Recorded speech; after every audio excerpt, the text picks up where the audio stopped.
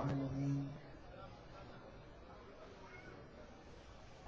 वल आकिबतु लिल मुत्तकीन वस्सलातु वस्सलामु अला सय्यिदिल अंबिया'i वल मुरसलीन व अला आलिहि व अस्हाबिहि तज्जीन अत्ताहिरीन अम्मा बाद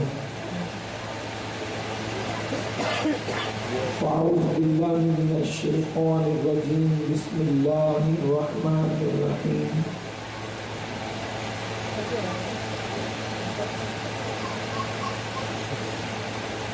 या अय्युहल्लज़ीना आमनू इन्नमल खम्रु वल मैसिरु वल अंसाबु वल अज़लाम रिज्सुम मिन अमलिश शैतान फ़ज्तनिबूहु लअल्लकुम तुफ़्लिहून सदक़ल्लाहुल अज़ीम।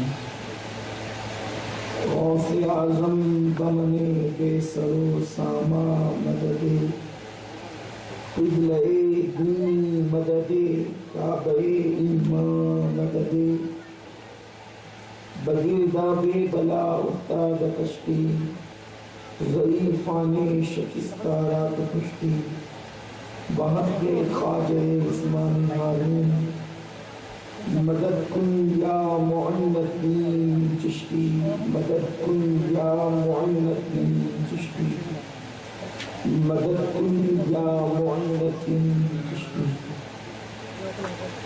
मिंबर पर रौनक अफरोज़ हज़रात उलमाए ज़वील एहतराम हाज़िरीन महफ़िल पर्दानशीन माओ और बहनों, अस्सलामु अलैकुम व रहमतुल्लाहि व बरकातुहू। आगे हम और आप मिलकर इंतहाई अक़ीदत व मोहब्बत के साथ अपने और सारी कायनात की मरकज़ अक़ीदत अनीसे बेकसां चारा साज़े दर्दमंदां हम गरीबों के गमगुसार मुस्तफ़ा जाने रहमत जनाबे अहमदे मुजतबा मोहम्मद मुस्तफ़ा अरवाह नाफिदा सल्लल्लाहु तआला अलैहि वसल्लम की बारगाह बेकस पनाह में जिस तरीके से मैं पढ़ा हूँ आप भी मेरे साथ मिलकर बुलंद आवाज से पढ़ें। अस्सलातु वस्सलामु अलैका या रसूल अल्लाह, अस्सलातु वस्सलामु अलैका या नबी अल्लाह, अस्सलातु वस्सलामु अलैका या हबीब अल्लाह व अला आलिका व अस्हाबिका या नूर अल्लाह सल्लल्लाहु तआला अलैहि वसल्लम। ये शहादत गहे उल्फत में कदम रखना है, ये शहादत गहे उल्फत में कदम रखना है। लोग आसान समझते हैं मुसलमान होना, बहुत आसान है काफिर का मुसलमान होना, बहुत आसान है काफिर का मुसलमान होना, बहुत मुश्किल है मुसलमान का मुसलमान होना। मेरे प्यारे आका सल्लल्लाहु तआला अलैहि वसल्लम के प्यारे दीवानों, कुरान मुकद्दस की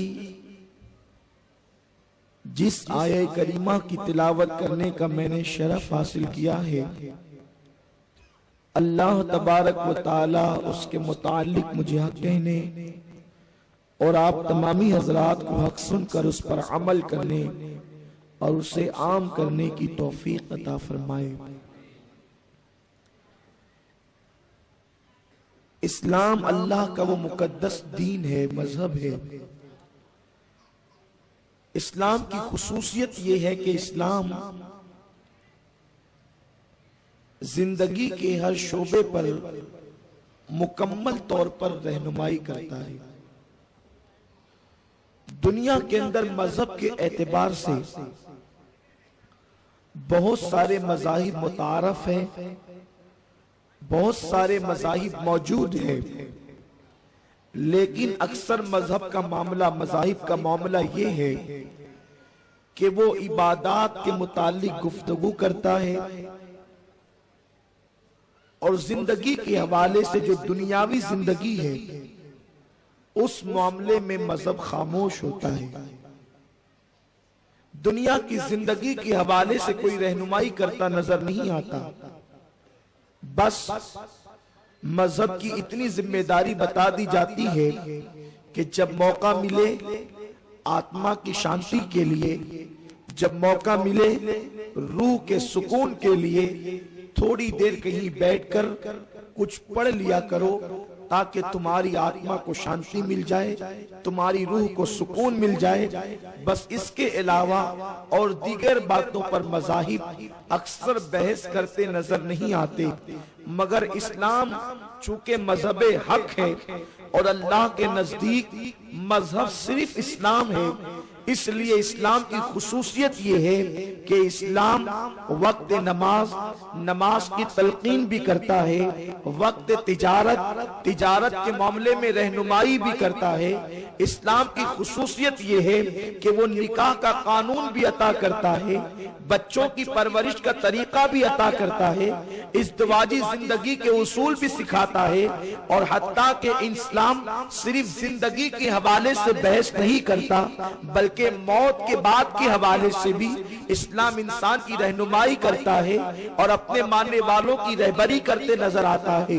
मेरे प्यारे आका सल्लल्लाहु अलैहि वसल्लम के प्यारे दीवानों, आज पूरी दुनिया के अंदर लोग मुख्तलिफ बीमारियों का शिकार है, इस्तिराब का शिकार है, बेचैनियों का शिकार है, बेकरारियों का शिकार है। कुछ लोग पागल हो रहे हैं, कुछ लोगों के फेफड़े खराब हो रहे हैं, कुछ लोग जिस्मानी एतबार से कमजोर हो रहे हैं, लोग बेहयाई का शिकार हो रहे हैं, लोग गुनाहों के अंदर मुब्तला हो रहे हैं, लोग ज़िना के अंदर मुब्तला हो रहे हैं। इन सारी चीजों के हवाले से कौम के दानिश्वर आज सेमिनार मुनाकिद कर रहे हैं, आज गुफ्तगू कर रहे हैं, लेकिन इस्लाम ने आज से 14.5 सदियां पहले इन सारी बुराइयों का इलाज कौम को अता फरमा दिया, अपने मानने वालों को अता फरमा दिया और दुनिया को बताया, ऐ दुनिया के इंसानों, अगर तुम कामयाबी चाहते हो, अगर तुम कामरानी चाहते हो, तो अपने दामन को कुछ चीजों से तुम्हें बचाना होगा। कुछ ऐसी बुराइयां हैं, अगर तुमने अपने आप को उससे बचा लिया तो अल्लाह तुम्हें कामयाबी अता फरमाएगा, अल्लाह तुम्हें कामरानी अता फरमाएगा। मेरे प्यारे आका सल्लल्लाहु ताला अलैहि वसल्लम के प्यारे दीवानों, दुनिया के अंदर कुछ चीजें ऐसी है जो इंसान खाए तो उसको फायदा मिलता है, इंसान पिए तो उसको फायदा मिलता है, और कुछ चीजें ऐसी है अगर इंसान उसको खा ले तो उससे नुकसान होता है, इंसान उसको पी ले तो उससे नुकसान होता है। इसलिए अल्लाह रब्बुल इज्जत ने खाने पीने के एतबार से भी कानून अता फरमाया। वही चीजें हलाल कर दी गई जिसके खाने से फायदा था, वो चीजें हलाल कर दी गई जिसके पीने से फायदा था, और उन चीजों को हराम करार दे दिया गया जिसके खाने और पीने से नुकसान था।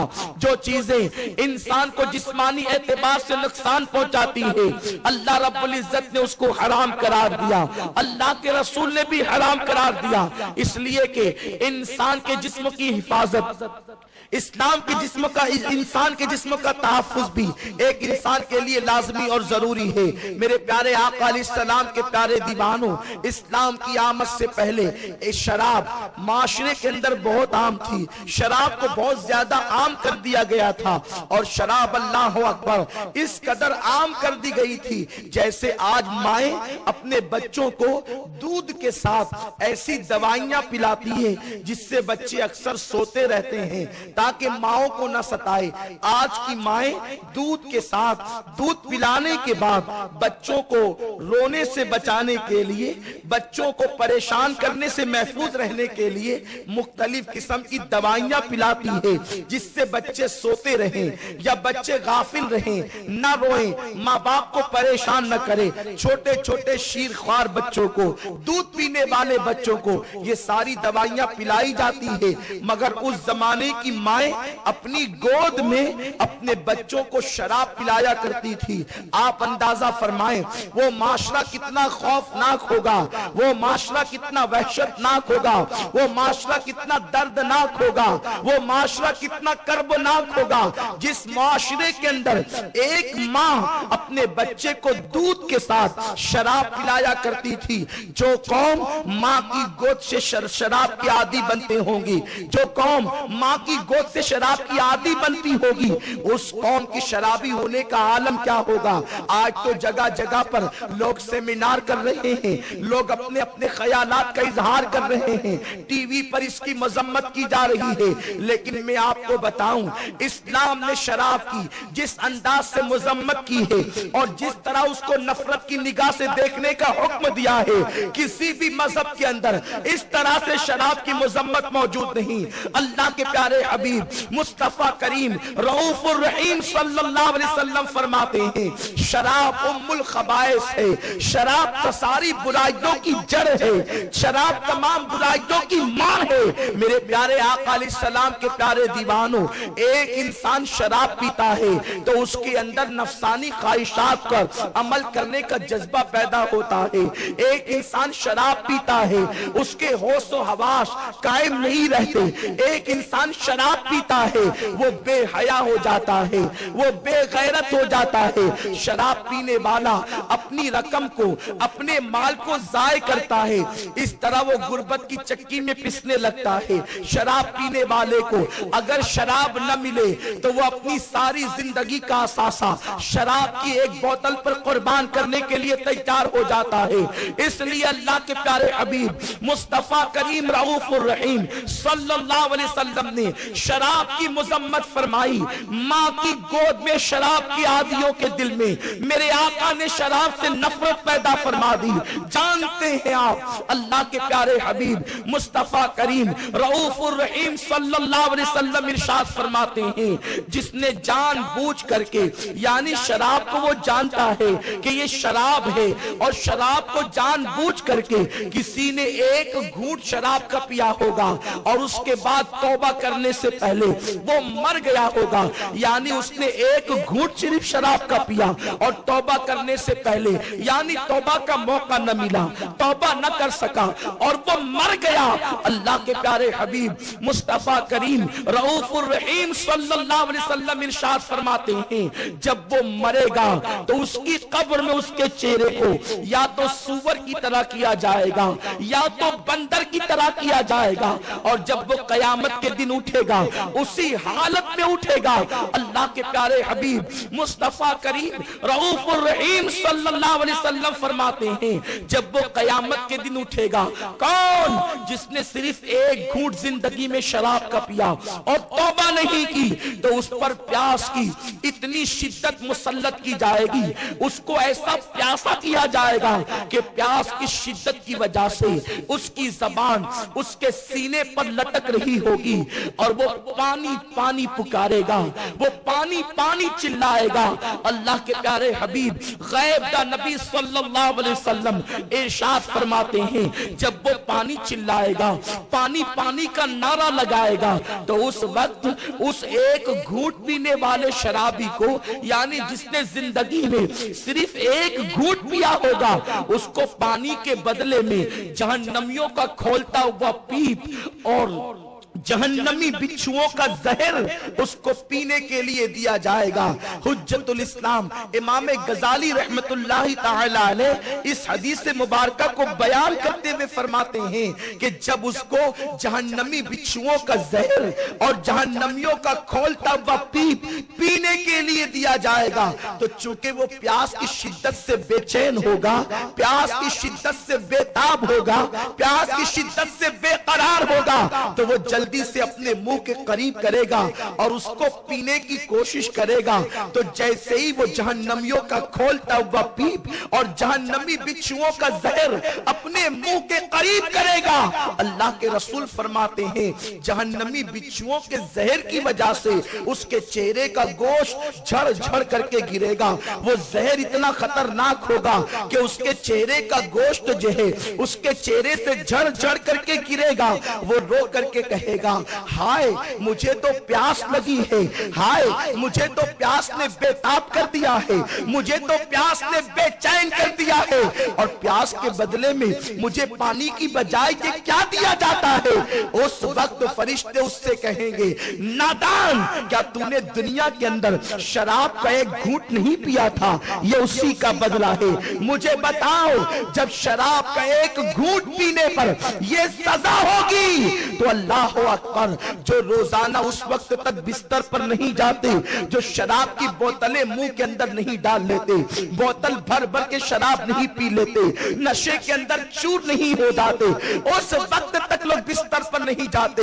लोग ये समझते हैं अगर शराब पीकर बिस्तर पर जाएंगे तो चैन की नींद आएगी, इसीलिए तो लोग शराब पीते हैं। लोग शराब इसलिए पीते हैं अगर फला किस्म की शराब पिएंगे तो चेहरे का हुस्न बढ़ेगा, चेहरा खूबसूरत लगेगा, चेहरे का रंग गुलाबी हो जाएगा। इस तरह से बहुत ज्यादा इश्तिहारात आते हैं टीवी पर, और पता नहीं किस किस अंदाज से नौजवानों को वर्गलाया जाता है, अगर इस किस्म की शराब पियो तो इससे जिस्म मोटा होता है, फरमा होता है, चेहरा खूबसूरत होता है, चेहरे का रंग गुलाबी होता है।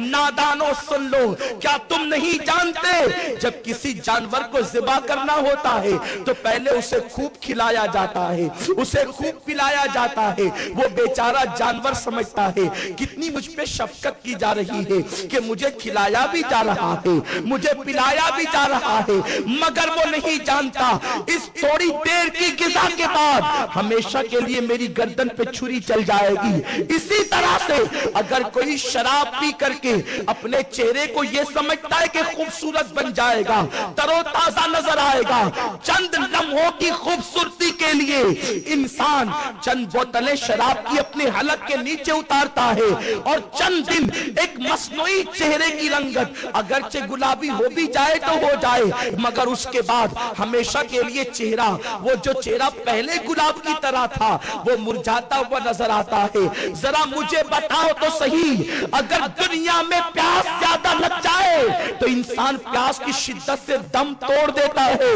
कयामत के दिन तो दम भी नहीं टूटेगा, कयामत के दिन तो मौत भी नहीं आएगी। कैसी वो सजा होगी, वो चेहरे का रंग, अल्लाह अकबर, चेहरे का गोश्त झड़ झड़ करके गिरना। और एक बात याद रख लो, जो चीज को अल्लाह ने हराम करा दिया है उसमें कभी शिफा नहीं हो सकता, इसलिए कि मेरे आका ने इरशाद फरमाया, बुखारी शरीफ की हदीस है, हराम में शिफा नहीं है। जब आका ने फरमा दिया हराम में शिफा नहीं है तो नहीं है। अगर तुम शराब पियोगे तो कभी शिफा याब नहीं हो सकते, कभी सेहतमंद नहीं हो सकते, कभी तंदुरुस्त नहीं हो सकते, कभी तवाना नहीं हो सकते, इसलिए कि शराब इंसान को इंस्टॉलमेंट पर तबाह करती है, शराब इंसान को किस्तों पर मार देती है, नशा इंसान को हलाक करता है, नशा इंसान को तबाह करता है। मेरे प्यारे आका अलैहिस्सलाम के प्यारे दीवानों, अगर किसी की सोच ये हो कि मैं शराब पीऊंगा तो चैन की नींद आएगी, याद रखना, अगर चंद घंटे बेहोश हो भी गए, अगर चंद घंटे मदहोश हो भी गए तो नशा उतरने के बाद फिर टेंशन डबल हो जाएगा, बेकरारियां डबल हो जाएगी, बेचैनियां डबल हो जाएगी। आओ, अगर चैन की नींद सोना चाहते हो तो मैं तुम्हें नुस्खा दे दूं, मैं तुम्हें नुस्खा बता दूं। मेरा करीम फरमाता है, अला बिज़िक्रिल्लाहि तत्मइन्नुल कुलूब, आगाह हो जाओ, अल्लाह के जिक्र से दिलों को सुकून मिलता है, अल्लाह के जिक्र से दिलों को चैन मिलता है। ये जिक्रुल्लाह क्या है, जिक्रुल्लाह की तारीफ क्या है, जिक्रुल्लाह किसे कहते हैं जिससे दिलों को चैन मिलता है, जिससे दिलों को सुकून मिलता है। मुफस्सिरीन ने कहा है अल्लाह अल्लाह कहे तो ये भी अल्लाह का जिक्र है, ला इलाहा इल्लल्लाह कहे तो ये भी अल्लाह का जिक्र है। मगर हजरत सैयदना अब्दुल्लाह इब्ने अब्बास कहते हैं जिक्रुल्लाह मोहम्मद अरबी का नाम है, दामने मुस्तफा पकड़ लो, अल्लाह तुम्हें सुकून की दौलत अता फरमाए।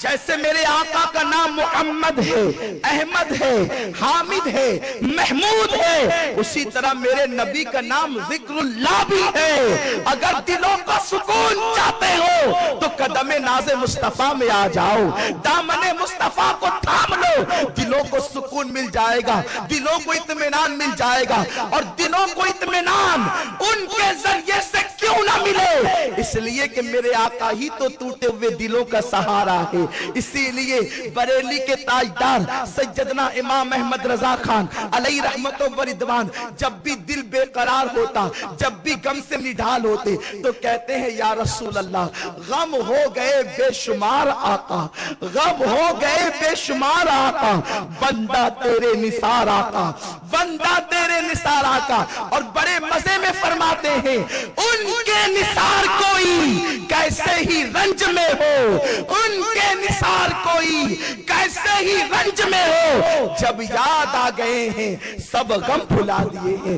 वो जब याद आते हैं इंसान गमों को भूल जाता है। तो मेरे प्यारे आका अलैहिस्सलाम के प्यारे दीवानों, किसी के बहकावे में ना आए। अगर हम हिंदुस्तान की हुकूमत को मशवरा देते हैं, हुकूमत हिंद को मशवरा देते हैं, अगर हुकूमत हिंद के दिल में हम इस हिंदुस्तान के रहने वालों के लिए जरा सी भी मोहब्बत है तो इस तरह की महफिल करके सिर्फ काम नहीं चलेगा।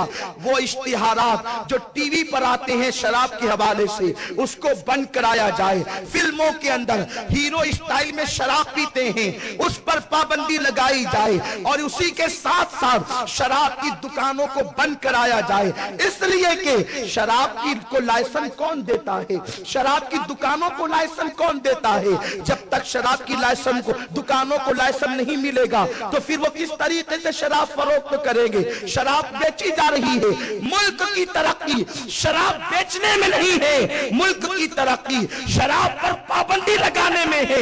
इसलिए कि हम अपने मुल्क हिंदुस्तान से मोहब्बत करते हैं, हम इसकी तरक्की चाहते हैं, हम इसका उरूज चाहते हैं। इसलिए कि ये हिंदुस्तान किसी का हो न हो, ये हिंदुस्तान सरकार गरीब नवाज का हिंदुस्तान है। हम इससे मोहब्बत करते हैं, हम इसकी जमीन से मोहब्बत करते हैं। ये हिंदुस्तान वही हिंदुस्तान है जहां नूह की कश्ती को किनारा मिला था। ये हिंदुस्तान वही हिंदुस्तान है जिस हिंदुस्तान के अंदर अल्लाह अकबर, इसी हिंदुस्तान से ठंडी ठंडी हवाएं मेरे अरब को पहुंची थी। इकबाल ने कहा है मेरे अरब को आई ठंडी हवा जहां से, मेरा वतन वही है, मेरा वतन वही है।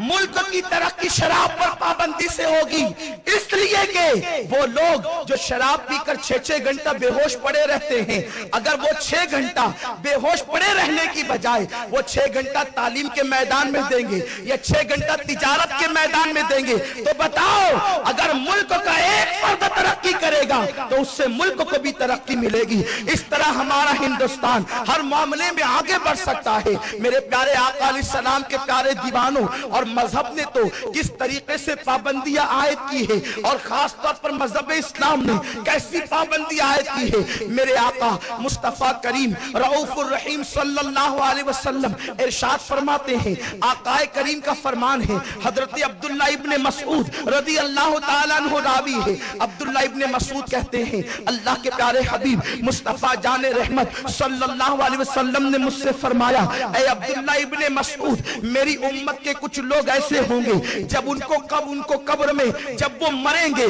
तो उनके चेहरे अच्छे भले होंगे, जब उनको मौत आएगी तो उनके चेहरे ठीक ठाक होंगे, लेकिन जब उनको कब्र में रखा जाएगा तो उनके चेहरे या तो सूअर की तरह हो जाएंगे या तो बंदर की तरह हो जाएंगे, और वो कयामत के दिन अल्लाह की बारगाह में उसी हालत में उठेंगे। अब्दुल्लाह इब्ने मसूद लरस गए, अब्दुल्लाह इब्ने मसूद कांप गए, अर्ज करते हैं या रसूल अल्लाह सल्लल्लाहु तआला अलैहि वसल्लम, जिनके चेहरे सूअर और बंदर की तरह होंगे उनका गुनाह क्या होगा, उनका जुर्म क्या होगा?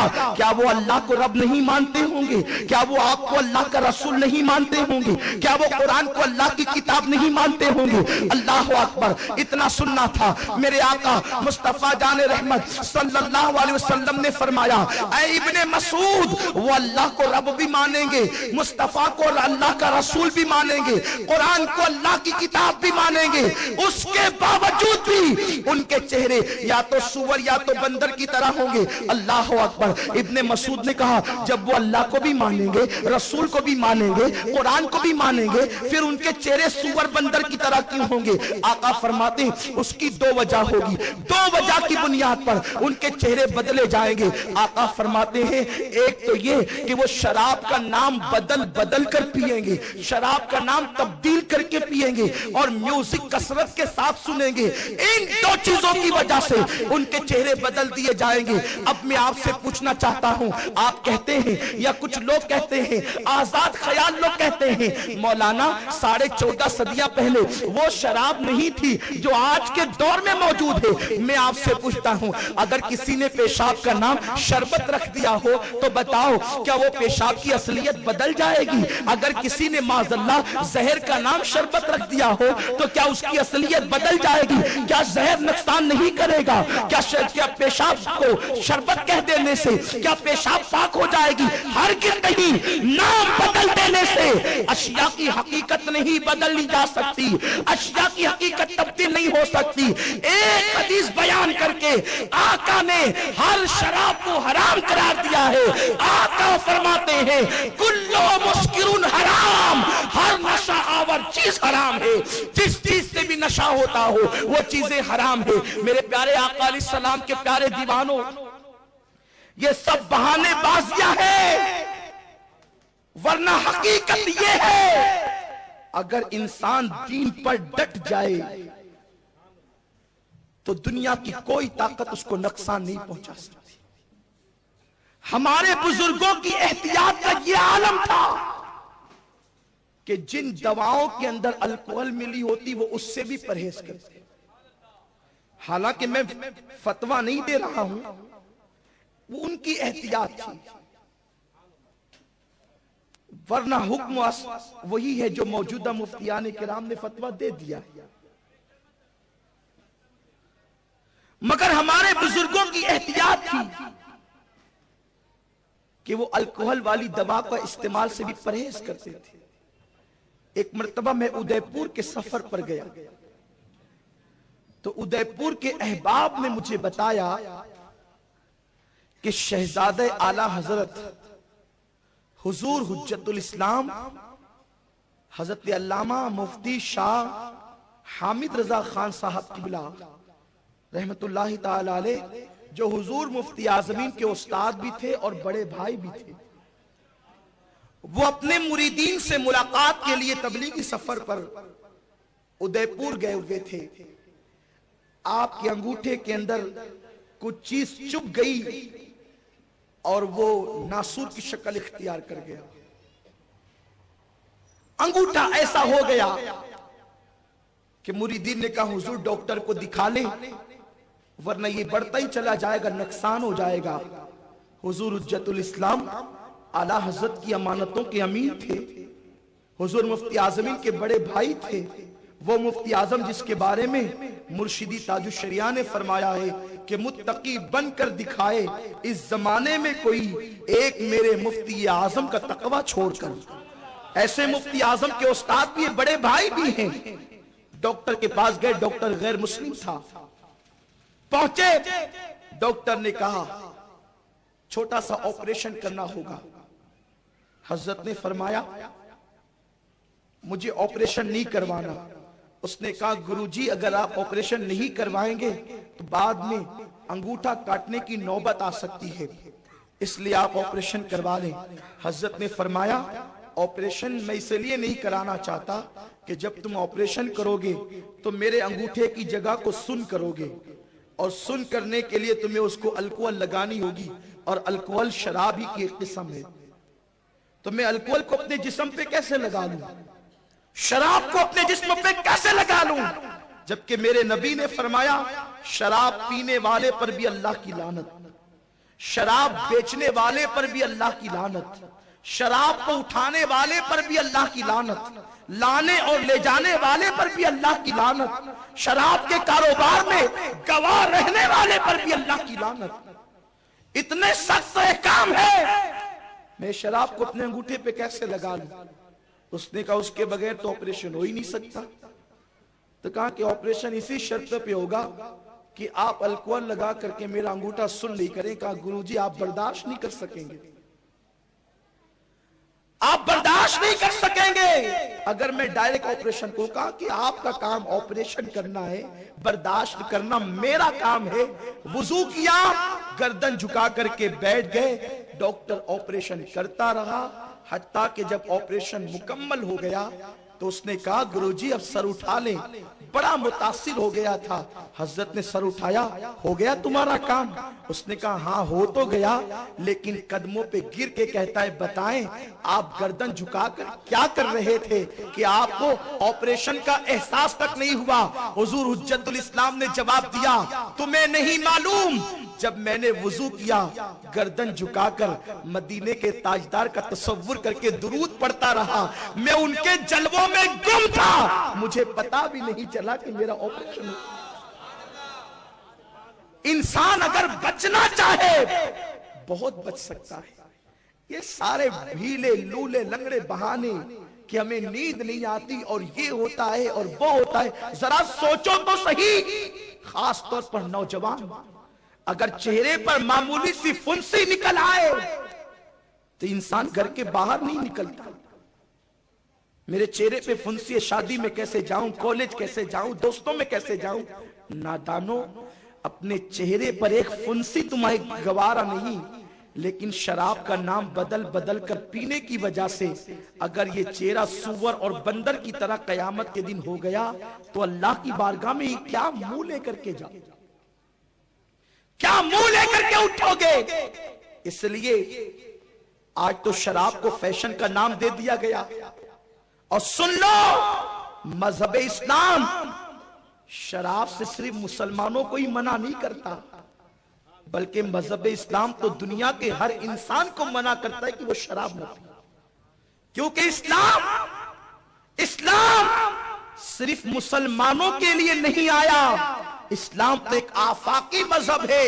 इस्लाम का पैगाम दुनिया के हर इंसान के लिए है, क्योंकि मेरे आका ने इरशाद फरमाया कि अल्लाह ने मुझे हर फर्द बशर की तरफ नबी बनाकर मबूस फरमाया। मेरे आका जर्रे जर्रे के रसूल हैं, इसलिए आका का फरमान सबके लिए है। मगर जो अमल करते हैं वो फायदा उठाते हैं, जो अमल नहीं करते तासुब का शिकार होते हैं, दौलत भी बर्बाद होती है, माल भी जाता है, फिजिकली एतबार से इंसान बीमारियों के अंदर मुब्तला भी होता है। आपको नहीं पता यही शराब तो है जिसकी वजह से इंसान के फेफड़े खराब हो जाते हैं। आज जो जिना की लानत घर घर बढ़ती जा रही है, करिया करिया बढ़ती जा रही है, बस्ती बस्ती बढ़ती जा रही है, आप नहीं जानते कि माअज़ल्लाह लोग जिना के अंदर किस कदर मुब्तला हो रहे हैं। जिना की बढ़ने की वजह यह है कि शराब की कसरत बढ़ रही है।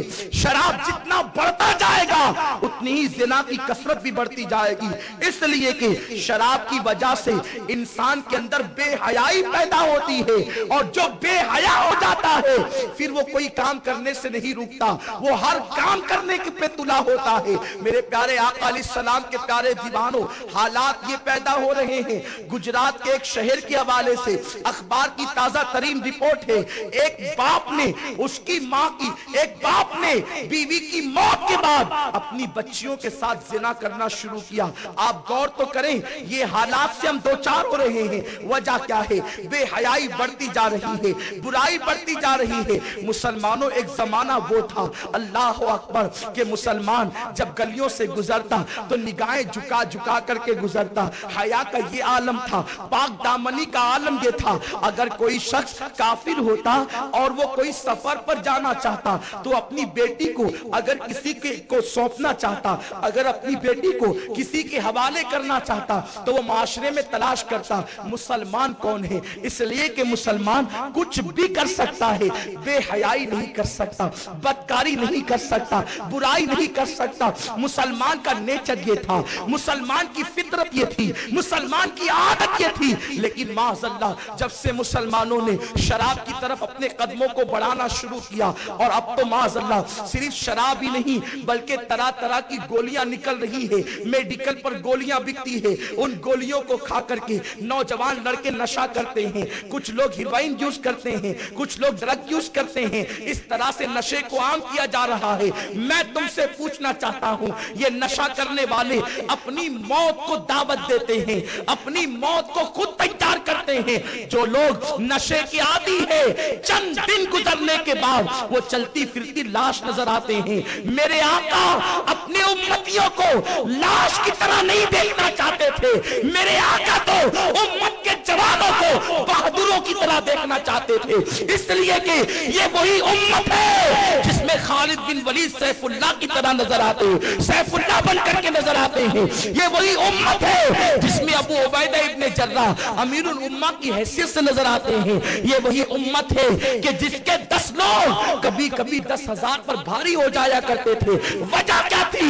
वो अपनी मर्जी से नहीं खाते थे, वो वही ग़िज़ा खाते थे जो मुस्तफा जाने रहमत ने खाने का हुक्म दिया था, अल्लाह और रसूल ने जो हलाल किया था। जब से हमारा हाल ये हुआ, जो आता जाए खाते जाओ। अब तरह तरह की बीमारियां जन्म ले रही है। अरे बीमारी पैदा होने के बाद उसको रोकना ये कौन सी अक्लमंदी है? इस्लाम वो मजहब है जिसने बीमारी पैदा होने के बाद रोकने का तरीका नहीं दिया सिर्फ, बल्कि ऐसे तरीके अता किए कि उससे बीमारी ही ना हो। जब बीमारी ही नहीं होगी तो फिर उसके लिए दवा की तकलीफ क्यों, उसके लिए दवा की मुसीबत क्यों, उसके लिए परहेज की तकलीफ क्यों? मेरे प्यारे आका सल्लल्लाहु ताला अलैहि वसल्लम के प्यारे दीवानों, और इस्लाम में शराब पीने वालों की सख्त सजा मुतअय्यन की गई। इस्लाम में शराब पीने वालों को सख्त सजा दी गई। अगर कहीं पर इस्लामी हुकूमत हो, हालांकि हिंदुस्तान में ये कानून नाफिज नहीं होता, लेकिन मैं बताने के लिए कह रहा हूं कि इस्लाम में ये है, अगर साबित हो जाए कि किसी ने शराब पी है तो उसको कोड़े लगाए जाएंगे। आप अंदाजा फरमाएं, और वो भी कोड़े 1-2 नहीं बल्कि कोड़े 80 कोड़े लगाने का हुक्म दिया गया है। आप गौर तो फरमाएं मेरे प्यारे आका सल्लल्लाहु अलैहि वसल्लम के प्यारे दीवानों, ये कैफियत है, ये सजा है ताकि लोग डर के मारे उस गुनाह की तरफ न जाए, उस बुराई की तरफ न जाए। और इस्लाम ने शराब बेचने को हराम करार दे दिया और अल्लाह की लानत बता दी गई कि उस पे अल्लाह की लानत बरसेगी। शराब कशीद करने वाला यानी जो बनाए उस पे भी लानत, जो बेचे उस पर भी लानत, जो लाए उस पर भी लानत, जो ले जाए उस पे भी लानत। इस तरह से, और लानत क्या है? लानत का मतलब यह है कि जिस पर एक मर्तबा अल्लाह की लानत पड़ गई वो हमेशा के लिए अल्लाह की रहमत से दूर कर दिया गया। आप जरा गौर तो फरमाएं, इतनी सख्त सजा क्यों? और जो शख्स शराब का धंधा करे, कारोबार करे, उसके घर दावत में जाने की भी इजाजत नहीं। अगर वो कोई तोहफा दे तो उसके तोहफे को कबूल करने से भी मना किया गया। ये सारी चीजें क्यों इस्लाम ने राइज की? ताकि लोगों के दिलों में शराब की नफरत पैदा हो जाए। मेरे आका अलैहिस्सलाम इरशाद फरमाते हैं, जो एक घूंट शराब का पीता है अल्लाह 40 दिन तक ना उसकी नमाज कबूल करता है ना उसकी दुआ कबूल करता है। 40 दिन तक उसकी नमाज कबूल नहीं होती, उसकी दुआ कबूल नहीं होती। जब लोगों ने तहकीक की तो पता चला कि अगर इंसान कोई चीज खाए पिए तो उसका असर इंसान के पेट में 40 दिन तक रहता है। 40 दिन तक उसके असरात रहते। तो पता चला कि अगर किसी ने शराब पी माज़अल्लाह तो 40 दिन तक ना नमाज कबूल हो ना दुआ कबूल हो। अब मैं आपसे पूछना चाहता हूं, वो कौम जो दुनिया को शराब से रोकने के लिए आई थी, अगर वही कौम शराब के पीछे जाए,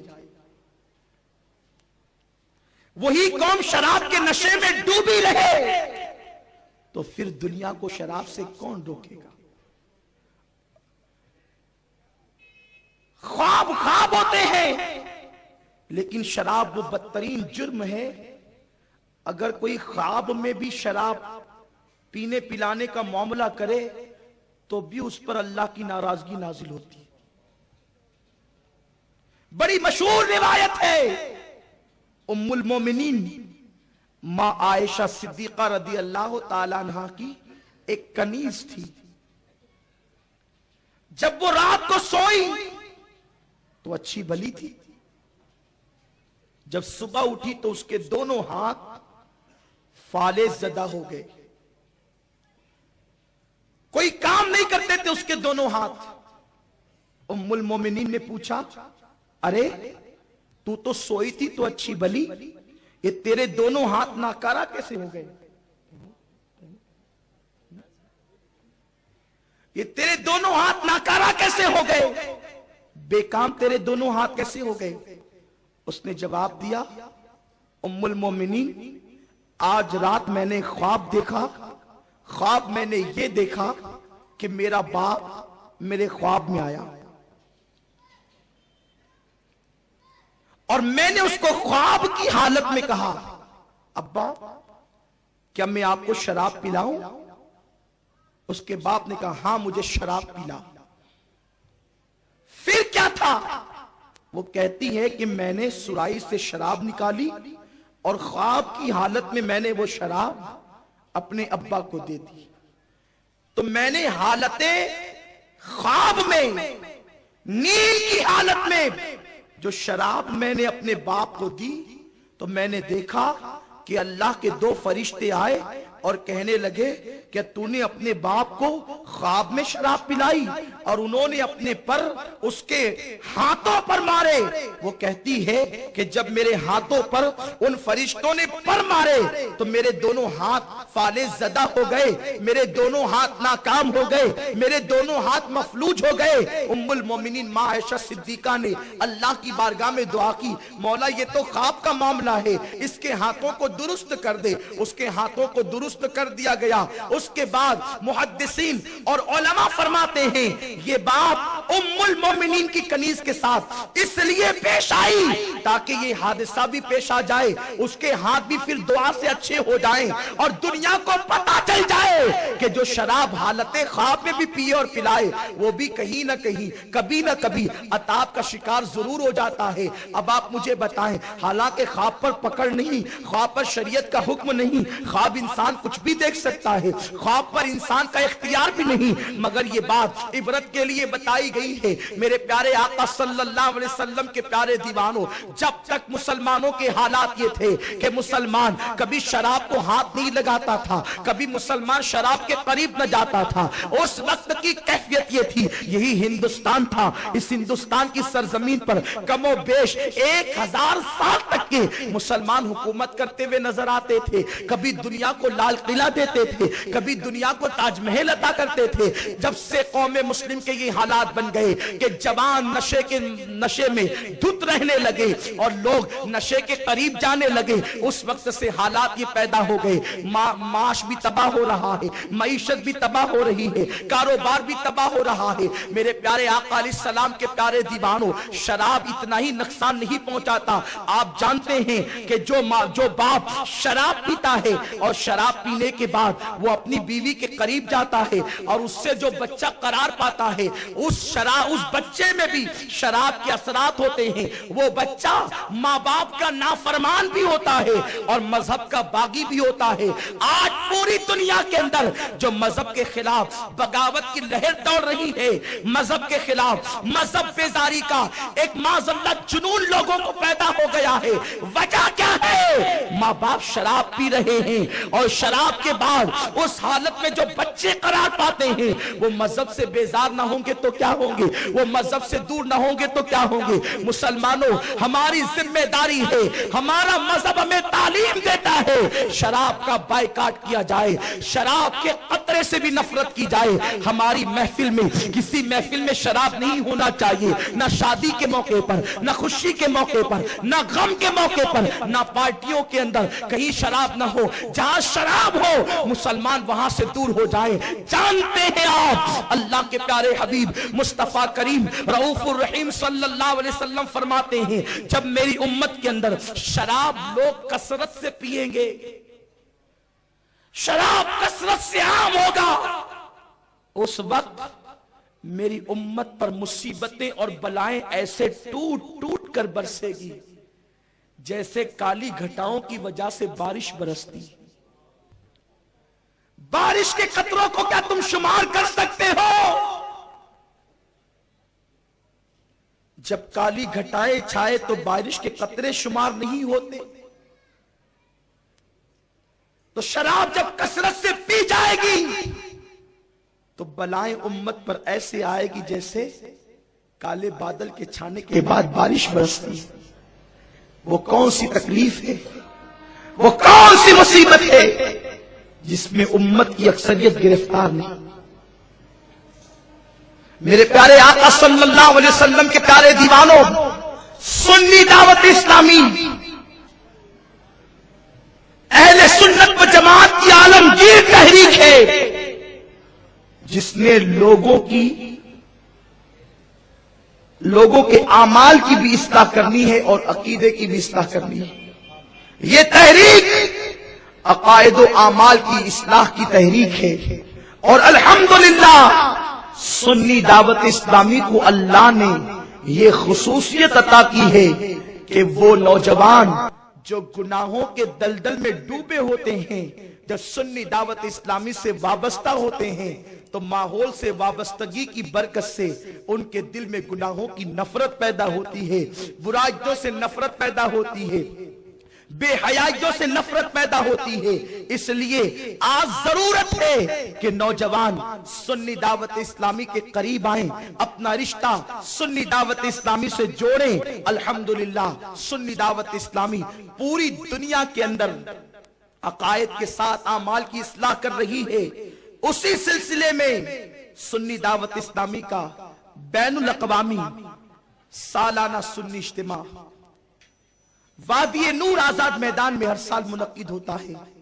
और इम साल भी इंशाअल्लाह 14, 15, 16 दिसंबर को इंशाअल्लाह सुन्नी दावत इस्लामी का सालाना सुन्नी इज्तिमा आजाद मैदान में मुनक्किद होगा। मेरी गुजारिश है कि 14 तारीख का इज्तिमा औरतों के लिए होगा और 15-16 का इज्तिमा मर्दों के लिए होगा। आपसे मेरी गुजारिश है कि आप 14 तारीख को अपनी घर की खवातीन को भी इज्तिमा में भेजें ताकि उन्हें भी दीन सीखने का मौका मिले। और 15-16 को आप अपने दोस्तों अहबाब के साथ कसीर तादाद में इज्तिमा में शरीक हों ताकि आपको भी दीनी मालूमात हासिल करने का मौका मिले, दीन का जज्बा मिले। मेरे प्यारे आका सल्लल्लाहु ताला अलैहि वसल्लम के प्यारे दीवानों, इस्लाम ने शराब के साथ जुए को भी हराम करार दिया। और जुए के बारे में अल्लाह के रसूल सल्लल्लाहु अलैहि वसल्लम फरमाते हैं कि जो शख्स जुए के आलात को अपने हाथ में लेता है, हुज्जतुल इस्लाम इमाम गजाली रहमतुल्लाह ताला अलैह उसको नकल करते हैं कि जिसने जुए के आलात को, जुए के सामान को अपने हाथ में लिया, गोया के उसने अपने हाथों को सूअर के खून में रंग लिया। और जुआ खेलने के बाद अगर बिलफर्ज वो नमाज के लिए भी पहुंचा तो गोया कि उसने अपने हाथों को सूअर के खून में रंग करके नमाज के लिए पहुंचा। अब मैं तुमसे पूछता हूं, अगर किसी बुजुर्ग से आप अकीदत करते हैं, मिसाल के तौर पर इस वक्त दुनिया सुन्नियत की अजीम तरीन हस्ती जानशीन हुजूर मुफ्ती आज़म हिंद हजरत अल्लामा अख्तर रज़ा साहब की बिलाजहरी मियाँ, जो हमारे और आप में से अक्सर लोग के पीरो मुर्शिद हैं, अगर किसी महफिल में आ जाएं और हमारे हाथ में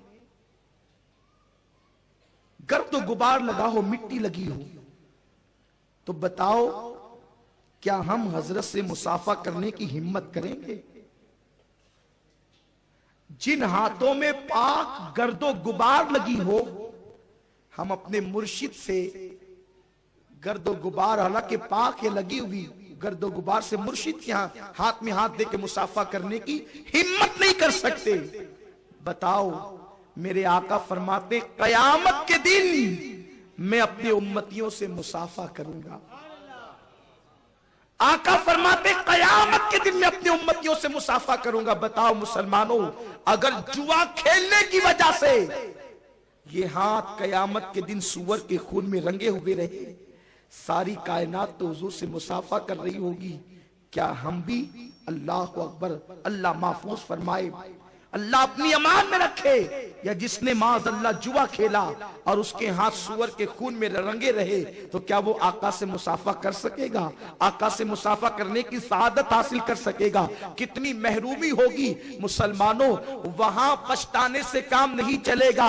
अगर पछताना है, अगर तौबा करना है, अगर गिरिया करना है, अगर नादिम होना है, तो दुनिया के अंदर नादिम हो जाओ। अगर शर्मिंदगी है तो दुनिया के अंदर शर्मिंदा हो जाओ। तौबा करनी है, दुनिया में तौबा कर लो। इमामुल मुतकल्लिमीन मौलाना नकी अली खां रहमतुल्लाहि ताला अलैह, जो आला हजरत रदी अल्लाह ताला के वालिद बुजुर्गवार है, वो इरशाद फरमाते हैं, अगर तुमने आखिरत में रोते रोते खून से दरिया भी भर दिया और उस वक्त तुमने अल्लाह से अर्ज किया, मौला दुनिया में जाने दे ताकि हम तौबा कर लें, अपने गुनाहों से रुजू हो जाए, उस वक्त तुम रोते रोते अपनी आंखों से खून के दरिया को भर दोगे, आंसुओं से खून के दरिया को भर दोगे, उसके बाद भी तुम्हें दुनिया में आने का मौका न मिलेगा।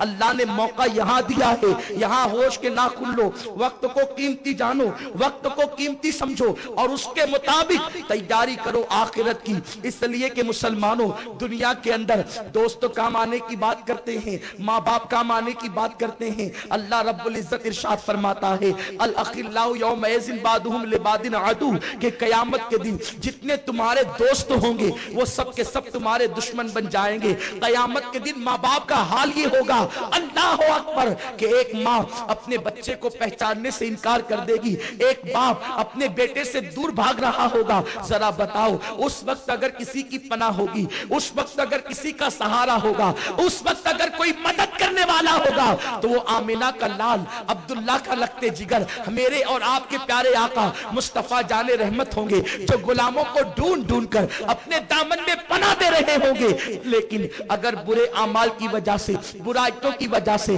हमने अपने आका को नाराज कर दिया होगा, अल्लाह न करे, सदबार न करे, अगर मेरे आका ने किसी को यह कह दिया, आज हम तुझसे नाराज है, चला जा, कहीं और चला जा, तो मुसलमानों बताओ किसकी बारगाह में पनाह मांगोगे, किसके दामन में छुपने की बात करोगे? जरा सोचो तो सही। ये दुनिया है, दुनिया की रंगरेलियों में इतने न खो जाओ कि आखिरत को फरामोश कर दो, अल्लाह रब्बुल इज्जत के कानून को भुला दो, रसूल आजम की सुन्नतों को फरामोश कर दो।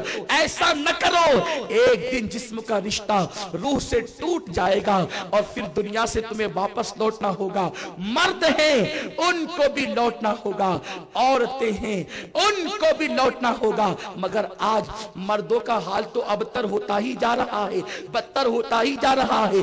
औरतें भी बहुत पीछे, औरतें भी बहुत पीछे नहीं, बल्कि वो भी मर्दों से 4 कदम आगे बढ़ने की कोशिश करती है। आज की खवातीन फैशन की तरफ भी जा रही है, बुराइयों की तरफ भी जा रही है, बेहयाइयों की तरफ भी जा रही है, और औरतों में जो सबसे ज्यादा बुरी वबा तेजी के साथ फैल रही है वो बेपर्दगी है। पहले औरतों ने पर्दा छोड़ा, फिर दुपट्टे को बोझ समझकर मफलर की तरह सर पे रखा, फिर गले में डाला और अब तो खूंटियों पे लटका दिया।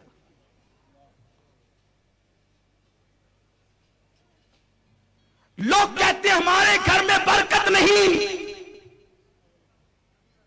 बरकत कैसे होगी?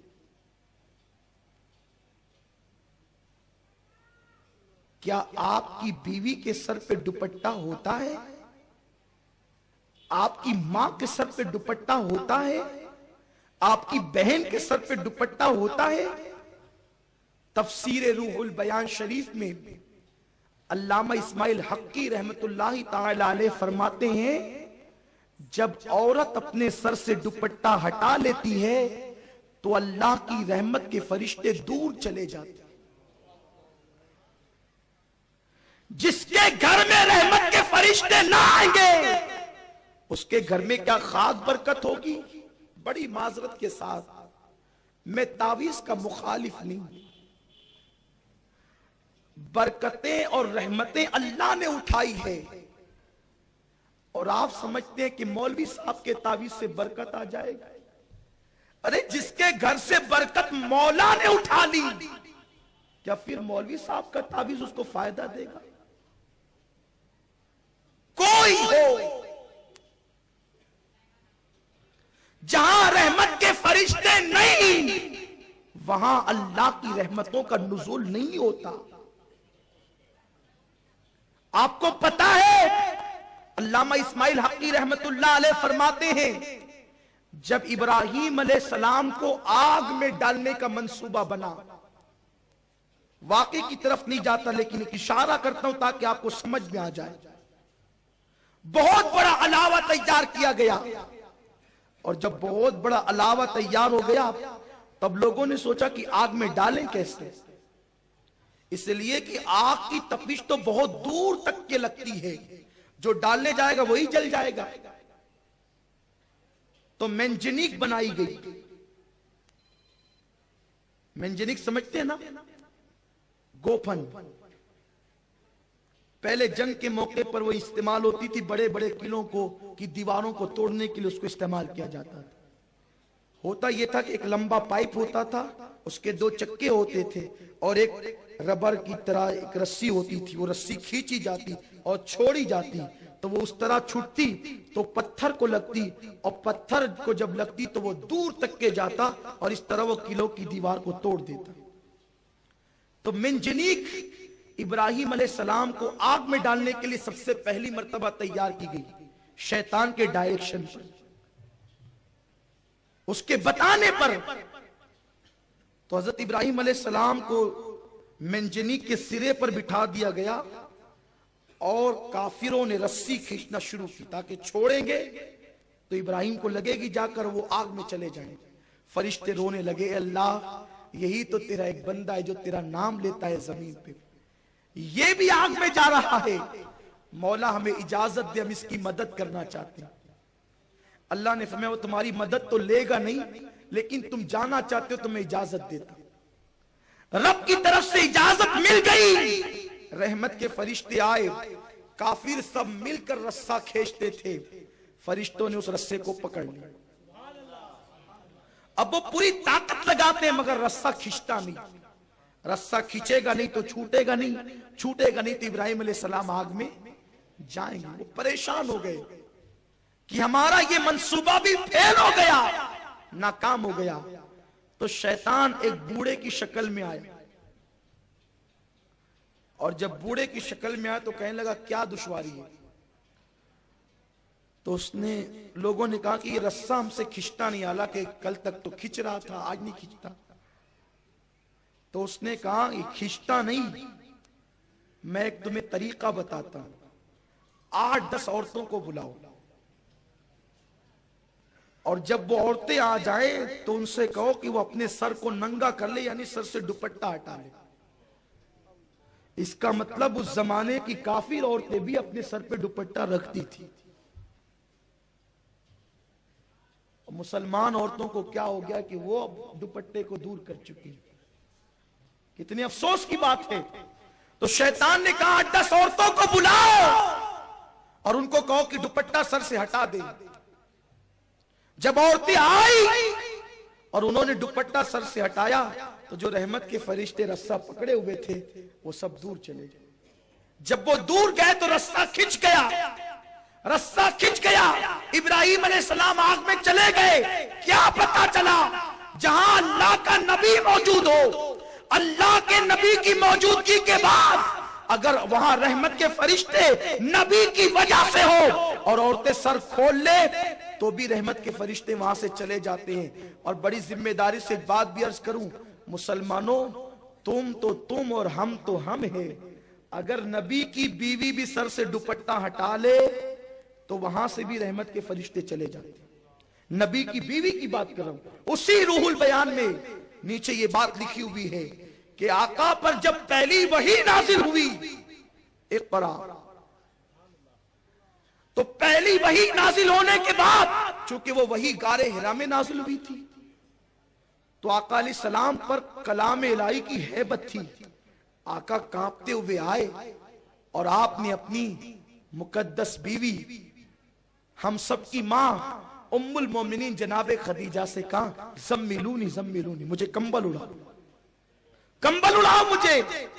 उम्मुल मोमिनीन ने पूछा, मेरे सरताज क्या हुआ?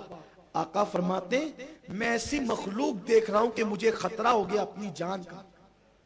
मां खदीजा ने कहा, आप अपनी जान को जो है वो खतरा महसूस न करें। और आका का हाथ पकड़ा, तवज्जो फरमाए, आका का हाथ पकड़ा और पकड़कर अपने कमरे में ले गई। फरमाया, वो मखलूक तुम्हें नजर आती है, अब भी नजर आती है जो तुम्हें गार में नजर आई थी? आका ने फरमाया, हाँ खदीजा, मैं वो देख रहा हूं वो मखलूक। इतने में मां खदीजा ने अपने सर से दुपट्टा हटा लिया। मां खदीजा ने अपने सर से दुपट्टा हटा लिया। जब दुपट्टा हटाया तो पूछा, मेरे सरताज, क्या अब भी वो मखलूक तुम्हें नजर आती है जो गारे हिरा में दिखी थी और अब तक नजर आ रही थी? आका फरमाते, अल्लाह की इज्जत की कसम, अब वो मखलूक मुझे नजर नहीं आती। फिर मां खदीजा ने दुपट्टा सर पे डाला, अब नजर आती है? कहां अब नजर आती है? फरमाती, आपको मुबारक हो, ये वही रहमत के फरिश्ते हैं जो इब्राहिम के पास आए थे, वो आपके पास आए हैं। अगर ये शैतानी मखलूक होती तो मेरे दुपट्टा उतारने के बाद भी आपको नजर आती। जब मैंने दुपट्टा हटाया तो वो रहमत के फरिश्ते थे जो चले गए। अब मैं तुमसे क्या कहूं? अरे नबी की वो बीवी जिसको खुदा भी अर्श से सलाम भेजता है, अगर वो सर से दुपट्टा हटा ले तो उनके घर से रहमत के फरिश्ते चले जाते हैं। तुम्हारी औरतें, तुम्हारी बेटियां फैशन के लिए अगर दुपट्टे खुटी पर लटका कर गांव गांव घूमती रहे तो तुम्हारे घर में रहमत के फरिश्ते कैसे आएंगे? हमने अपने हाथों से अपने पैरों पर कुड़ारी मारी है। अगर तुम चाहते हो कि घरों में बरकत हो, अपनी बेटियों को दुपट्टे का पाबंद बना दो, इसलिए कि तुम बाजू की कुव्वत से माल तो कमा सकते हो मगर माल में बरकत नहीं कमा सकते। माल अगरचे बाजू की मेहनत से मिल सकता है मगर बरकत बाजू की मेहनत से नहीं मिल सकती। बरकत तो अल्लाह की रहमत से मिला करती है, रब की मर्जी, रब के करम से मिला करती है। मुसलमानों, एक हमारी बेटियां हैं जो दुपट्टा ओढ़ने में शर्माती है, पर्दा करने में शर्माती है। एक नबी की बेटी सैयदा फातिमा थी जिसके सर के दुपट्टे को कभी चांद और सूरज ने नहीं देखा था, जिसके सर के दुपट्टे को कभी चांद और सूरज ने नहीं देखा था। और ये बात मैं नहीं कह रहा हूं, आला हजरत जैसे मुजद्दिद और मुहक्किक ने कही है जो बगैर दलील कभी कोई बात नहीं करते। फरमाते हैं, जिसका आंचल न देखा मौ महर में, जिसका आंचल न देखा मौ महर ने, उस रिदाए नजाहत पे लाखों सलाम। नबी की बेटी वो बेटी है कि जिसके सर के दुपट्टे को चांदो सूरज नहीं देखते। और हमारी बेटियां कोचिंग के नाम पर, हमारी बेटियां कॉलेज के नाम पर, हमारी बेटियां आजाद ख्याली के नाम पर कभी पार्कों में घूम रही है, कभी बाइक पर बेपर्दा घूम रही है। मेरे आका फरमाते हैं, वो मर्द दय्यूस है, दय्यूस। आका फरमाते वो मर्द दय्यूस है जिसके घर की औरतें बेपर्दा घूमती है, अल्लाह ऐसे मर्दों की ना नमाज कबूल करता है ना दुआएं कबूल करता है। मेरे प्यारे आका अलैहिस्सलाम के प्यारे दीवानों, इस्लाम को समझो, दीन को समझो, बुनियादी बातों को समझने की कोशिश करो। अल्लाह हमारी बच्चियों को सैयदा फातिमा की हया का हिस्सा अता फरमाए, कनीज़े फातिमा बनने की तौफीक अता फरमाए। दौरान बयान कोई गलती हो अल्लाह ताला माफ फरमाए। वमा अलैना इल्लल बलाग। अस्सलामु अलैकुम व रहमतुल्लाहि व बरकातहू।